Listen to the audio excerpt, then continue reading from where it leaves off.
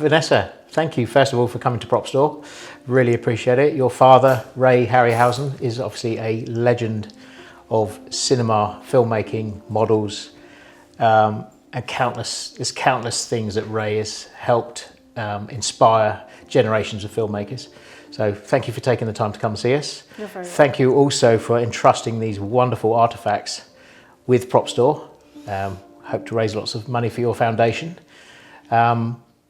I just wanted to start by asking, really, what was it you think that inspired your father to start this incredible career? Well, it was all about King Kong. He saw a film when he was about 11, 12, and it was this wonderful gorilla, come to life on screen, and that inspired him, and he wanted to know how it was being worked and what made it move and everything. So that's what really set the stepping stone for Dad. He obviously had a natural talent for art, and I understand his obsession with gorillas went on for some time. Yes, he loved gorillas, and Willis O'Brien, who made Kong, he just wanted to meet the guy, and he did end up meeting him and taking some sketches later on, and some film work. And Willis was a little bit negative, not negative, but he sort of said that some of his creatures had sausages for legs, but Dad didn't take the negative, he took the positive, and he wanted to get better and better, and he did. And he went to night school and did all sorts of wonderful things.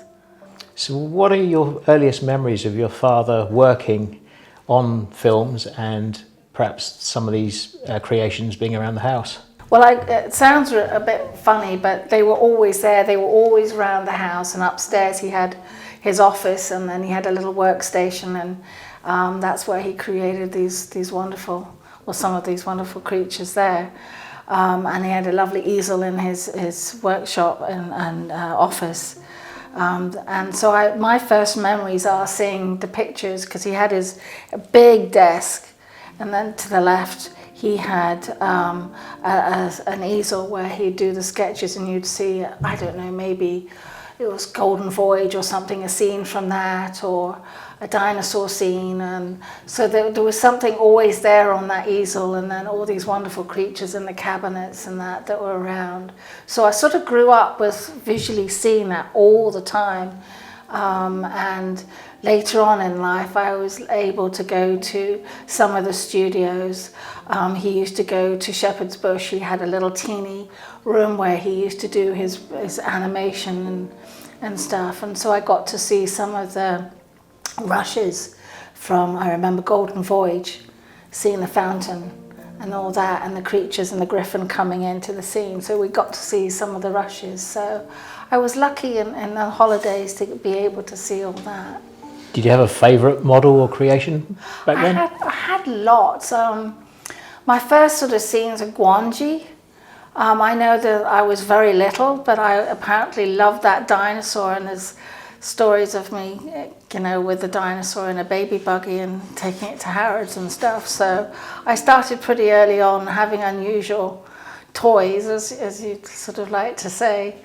But I love sort of all of them. They all have their own characters, but probably Guanji, and then Pinky the elephant that you have here. This is one of the first sort of ideas for the elephant. Then later on I saw creatures from Golden Voyage and Eye of the Tiger and Clash. So but probably Guanji, and then I like Golden Voyage because there was a lot of stuff, and then you've got lovely Kali here. Yeah, I think Kali's my favourite of Ray's creations. Yeah.